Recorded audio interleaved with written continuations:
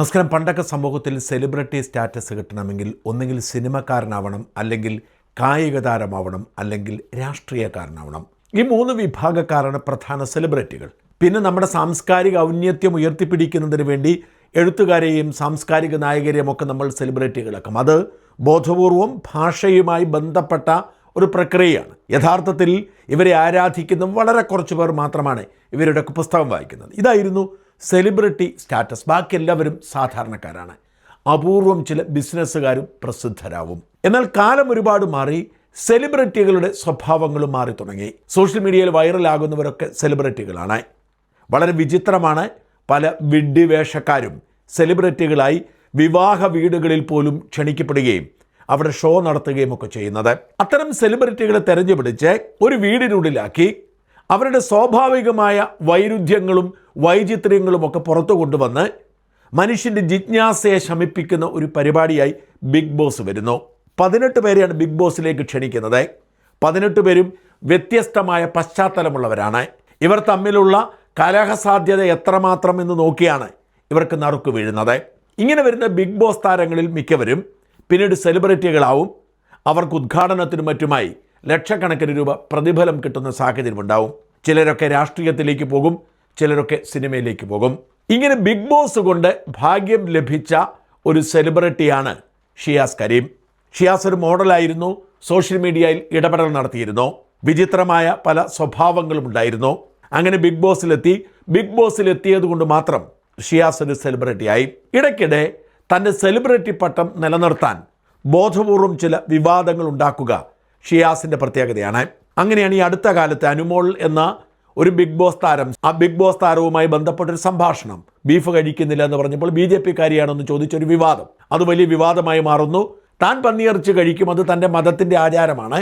എന്നാൽ ബീഫ് കഴിക്കുന്നില്ലാത്ത അനുമോൾ BJP-കാരിയാണ് എന്ന് പറയുന്ന ആ ഒരു സംഭാഷണം വൈറലായിരുന്നു. അത് ഏറ്റുപിടിക്കാൻ ഒരുപാട് പേര് വന്നു. വിവാദമായി. വാസ്തവത്തിൽ ഇത്തരം വിവാദങ്ങൾ സൃഷ്ടിച്ചാണ് ഇവർ സെലിബ്രിറ്റി സ്റ്റാറ്റസ് നിലനിർത്തുന്നത് എന്ന് മനസ്സിലാക്കാത്ത വിഡ്ഢികളാണ് അത് ആഘോഷമാക്കിയതും ചർച്ചയാക്കിയതും അങ്ങനെ ഷിയാസിനെ സഹായിച്ചതും. ആ ഷിയാസ് പെട്ടെന്ന് ഒരു പീഡന കേസിൽ പ്രതിയായിരിക്കുന്നു. സെലിബ്രിറ്റികൾ പീഡന കേസിൽ ചെന്നുപെടുന്നത് പുതിയ കാര്യമൊന്നുമല്ല. അതുകൊണ്ട് തന്നെ അത് വലിയ വാർത്തയാകും. പലപ്പോഴും ഇത്തരം പീഡന കേസുകൾ വ്യാജമായിരിക്കും. ഒരാളുടെ സെലിബ്രിറ്റി സ്റ്റാറ്റസിനോട് ചേർന്ന് നിന്നുകൊണ്ട് മുതലെടുക്കാൻ നടത്തുന്ന ശ്രമത്തിൻ്റെ ഭാഗമായിരിക്കും, അല്ലെങ്കിൽ പരസ്പര സമ്മതത്തോടുള്ള ബന്ധമായിരിക്കും പിന്നീട് പീഡന കേസായി മാറുന്നത്. അങ്ങനെയുള്ളവരെ സംരക്ഷിക്കാൻ വേണ്ടി നമ്മുടെ രാഹുൽ ഈശ്വർ ഉടലോടെ ഇവിടെ ജീവിച്ചിരിപ്പുമുണ്ട്. ആര് പീഡന കേസിൽ ചെന്നുപെട്ടാലും രാഹുൽ ഈശ്വരെ സമീപിച്ചാൽ മതി. അദ്ദേഹം അവരെ ന്യായീകരിക്കാനും വെളുപ്പിക്കാനും ഘോരം രംഗത്തിറങ്ങും. ഷിയാസ് പീഡന കേസിൽ ഉൾപ്പെട്ട വാർത്ത പുറത്തു വന്നത് ഇന്നലെ ആയതുകൊണ്ട് രാഹുൽ ഈശ്വർ രംഗത്തിറങ്ങിയോ എന്ന് എനിക്ക് ഉറപ്പില്ല. നോക്കാൻ സമയം കിട്ടിയില്ല. ഇന്നലെ ഇറങ്ങിയില്ലെങ്കിൽ ഇന്ന് ഇറങ്ങുമെന്ന് തീർച്ചയാണ്. എല്ലാ പീഡന കേസുകളും ഒരേപോലെ കാണരുത് എന്ന് വിശ്വസിക്കുന്ന ആളാണ് ഞാൻ. അതുകൊണ്ട് തന്നെ ഞാൻ ജാഗ്രതയോടാണ് വിഷയത്തെ സമീപിക്കുന്നത്. പീഡനക്കേസിൽ മിക്കതും പീഡനമല്ലെന്നും അത് പരസ്പര സമ്മതപ്രകാരമുള്ള ബന്ധം വഷളായി കഴിയുമ്പോൾ പീഡനമായി മാറുന്നതാണെന്നും വിശ്വസിക്കുന്നത് കൊണ്ട് തന്നെ ഞാൻ അതിനെ സൂക്ഷ്മതയോടെയാണ് കാണുന്നത്. ഷിയാസ് കരീമിൻ്റെ കാര്യത്തിലും ഇത് സംഭവിച്ചിട്ടുണ്ടാവും എന്ന് തന്നെയാണ് എൻ്റെ വിശ്വാസം. അതുകൊണ്ട് അതീവ ജാഗ്രതയോടുകൂടി ഇതേക്കുറിച്ച് വിശദമായി ഇന്നലെ അന്വേഷണം നടത്തി.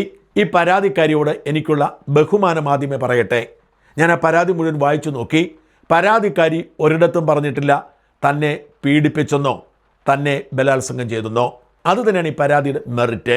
പരസ്പര സമ്മതത്തോടെ തന്നെയായിരുന്നു താൻ ശാരീരിക ബന്ധത്തിൽ ഏർപ്പെട്ടത് എന്ന് ഈ പരാതിക്കാരി പോലീസിനോടും സമ്മതിച്ചിട്ടുണ്ട്. അതുകൊണ്ട് പോലീസ് ബലാത്സംഗ കേസെടുത്തിട്ടില്ല. എന്നാൽ പരാതിക്കാരി 4 കാര്യങ്ങൾ ചൂണ്ടിക്കാണിക്കുന്നു. തന്നെ ലൈംഗികമായി ചൂഷണം ചെയ്തു. ഞങ്ങൾ ഒരുമിച്ച് ജീവിക്കുകയായിരുന്നു, പരസ്പര ബന്ധത്തിലായിരുന്നു, പരസ്പര സൗഹൃദത്തിലായിരുന്നു. ആ ബന്ധത്തിൽ എന്നെ വഞ്ചിച്ചുകൊണ്ട് എന്നെ ശാരീരികമായി ചൂഷണം ചെയ്തു എന്ന് വാക്ക് ശ്രദ്ധിക്കണം. അവർ ആത്മവിശ്വാസത്തോടെ ഒരുമിച്ച് താമസിച്ചു, പരസ്പരം ഒരുമിച്ച് ജീവിക്കാൻ തീരുമാനിച്ചു. അതുകൊണ്ട് തന്നെ ശാരീരിക ബന്ധമുണ്ടായിരുന്നു. അത് ചൂഷണമാണ്, പീഡനമല്ല, റേപ്പല്ല, ചൂഷണമാണ്. കാരണം തന്നെ വിശ്വസിച്ച് വഞ്ചിച്ച് തൻ്റെ ശരീരം ചൂഷണം ചെയ്തു, തന്നെ മാനസികമായി പീഡിപ്പിച്ചു, തന്നെ സാമ്പത്തികമായി ചൂഷണം ചെയ്തു. ഏതാണ്ട് 65 ലക്ഷം രൂപ തന്നിൽ നിന്നും അടിച്ചു മാറ്റി. ഇപ്പോൾ താൻ പരാതിപ്പെടാൻ കാരണം തന്നെ റേപ്പ് ചെയ്തതുകൊണ്ടല്ല, താനും അയാളും തമ്മിലുള്ള ശാരീരിക ബന്ധത്തിൻ്റെ ദൃശ്യങ്ങൾ അയാളുടെ കയ്യിലുണ്ട്, അത് പോൺ സൈറ്റിൽ അപ്ലോഡ് ചെയ്യും എന്ന് ഭീഷണിപ്പെടുത്തുന്നു. ഇതാണ് പരാതി. അല്ലാതെ റേപ്പ് ചെയ്തെന്നല്ല. താനുമായുള്ള ബന്ധം മുതലെടുത്തുകൊണ്ട് ആ സാഹചര്യം ദൃശ്യങ്ങൾ പകർത്തി അത് സോഷ്യൽ മീഡിയയിലൂടെ പ്രചരിപ്പിക്കും, പോൺ സൈറ്റിൽ അപ്ലോഡ് ചെയ്യുമെന്ന് ഭീഷണിപ്പെടുത്തുന്നു എന്നാണ് പരാതി. ഈ പരാതി അവിശ്വസിക്കേണ്ടതായി ഒന്നുമില്ല. എൻ്റെ അന്വേഷണത്തിൽ ഈ പരാതിയിൽ കഴമ്പുണ്ടെന്ന് തെളിഞ്ഞു. ആദ്യമേ പറഞ്ഞത് യുവതിയല്ല, ഏതാണ്ട് മധ്യവയസ്ക് പിന്നിട്ട ഒരു സ്ത്രീയാണ്. സ്വാഭാവികമായും ഷിയാസുമായി അവർക്കൊരു ബന്ധമുണ്ടായിരുന്നു.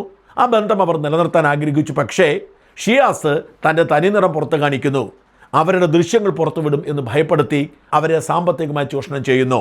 തട്ടമിട്ട സ്ത്രീകൾക്ക് വേണ്ടി മാത്രം ഒരു ജിം ഉണ്ടാക്കാം എന്ന് പറഞ്ഞ് ഇവരിൽ നിന്നും സാമ്പത്തികമായി ചൂഷണം ചെയ്തു. ഷിയാസും ഇവരും തമ്മിലുള്ള പല സംഭാഷണങ്ങളും എൻ്റെ കയ്യിൽ ലഭിച്ചു. ഇതിൽ ചിലതൊന്നും പുറത്തുവിടാൻ കഴിയില്ല. അശ്ലീല സംഭാഷണങ്ങൾ നമുക്ക് പുറത്തുവിടാൻ കഴിയില്ല, നിയമവിരുദ്ധമായ പ്രവൃത്തിയാണ്. എന്നാൽ ഷിയാസ് ഇവരെ വഞ്ചിച്ചതാണ്, ഇവരെ ലോകത്ത് ഏറ്റവും ഇഷ്ടമാണെന്ന് പറഞ്ഞ് ഇവരെ വഞ്ചിച്ചതാണ് എന്ന് തെളിയിക്കുന്ന, അതേസമയം ഇവരോട് പണം വേണം, അതും ഇൻകം ടാക്സുകാരെ വെട്ടിക്കാൻ വേണ്ടി കാശായി തരണം എന്നൊക്കെ പറഞ്ഞ ഓഡിയോ ക്ലിപ്പുകൾ കിട്ടുകയും അത് ഞാൻ സ്ഥിരീകരിക്കുകയും ചെയ്തു. പ്രേക്ഷകർ അത് കേൾക്കുക. എനിക്ക് 10 ലക്ഷം രൂപ എനിക്ക് അക്കൗണ്ടിൽ വേണ്ട, കൈ തന്നാൽ മതി. കാര്യം അക്കൗണ്ടിൽ വെച്ച് കഴിഞ്ഞാൽ നമുക്ക് ഇൻകം ടാക്സ് ഇഷ്യൂസ് എനിക്ക് വരും. അപ്പോൾ നീ എനിക്കത് പൈസയായിട്ട് വാങ്ങിച്ചു കയ്യിൽ വെച്ചാൽ മതി, അതാണ് നല്ലത്. അക്കൗണ്ടിലേക്ക് ഉണ്ടാവും. അല്ലെങ്കിൽ തന്നെ ഈ 2 വർഷമായിട്ട് ഇൻകം ടാക്സ് അടച്ചിട്ടില്ല, അത് അടയ്ക്കണം. ജിമ്മോട് കഴിയുമ്പോൾ അത് അടയ്ക്കണം, അല്ലെങ്കിൽ ചിലപ്പോൾ എനിക്ക് പണി കിട്ടും. അത് കുറച്ച് കടമൊക്കെ വന്നോണ്ടാ. അനുമോൾക്കൊരു 1,40,000 കൊടുക്കാനുണ്ട്. ഓക്കെ, എന്തായാലും അയക്ക്. 10 ഒരുമിച്ച് കിട്ടുകയാണെങ്കിൽ നമുക്ക് പരിപാടികൾ പെട്ടെന്ന് കൂടെ തുടങ്ങും. അതാണ് ഞാൻ പറഞ്ഞത്. അങ്ങനെ 2 ആയിട്ട് വന്നു കഴിഞ്ഞാൽ പരിപാടി ഈസി ആയിരിക്കും. ഇൻഷാ അല്ലാഹ് അത് ജിം എന്തായാലും ഞാൻ സെറ്റാക്കി. ഞാൻ എൻ്റെ 20 ലക്ഷം രൂപയിൽ അത് തീർക്കണം എന്ന് എൻ്റെ മനസ്സ് പറഞ്ഞാൽ ഇൻഷാ അല്ലാഹ് അത് തീർക്കും എന്ന് പ്രതീക്ഷിക്കാം. ഇനിയിപ്പോൾ കുറച്ച് പൈസ കൂടുതലാണെങ്കിൽ നമുക്ക് നീ എന്തായാലും ചെയ്തു തന്നെ ഉള്ളൂ.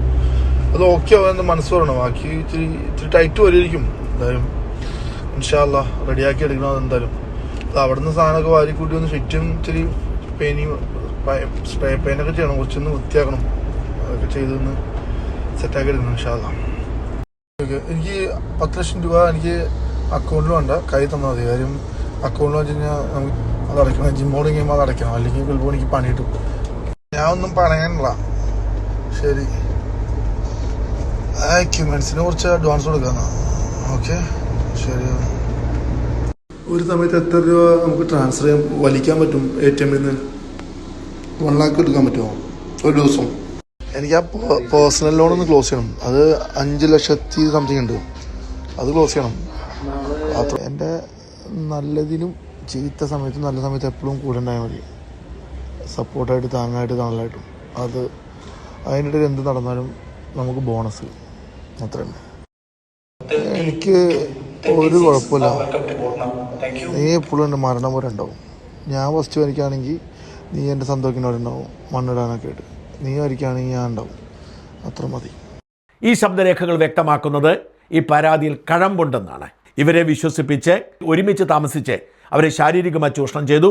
ആ ദൃശ്യങ്ങൾ ഉപയോഗിച്ച് അവരെ ഭയപ്പെടുത്തിക്കൊണ്ട് അവരെ സാമ്പത്തികമായി ചൂഷണം ചെയ്തു. വഞ്ചനയുണ്ട്, ശാരീരിക ചൂഷണമുണ്ട്, അവരുടെ സ്ത്രീത്വത്തെ അപമാനിക്കും എന്ന ആശങ്കയുണ്ട്.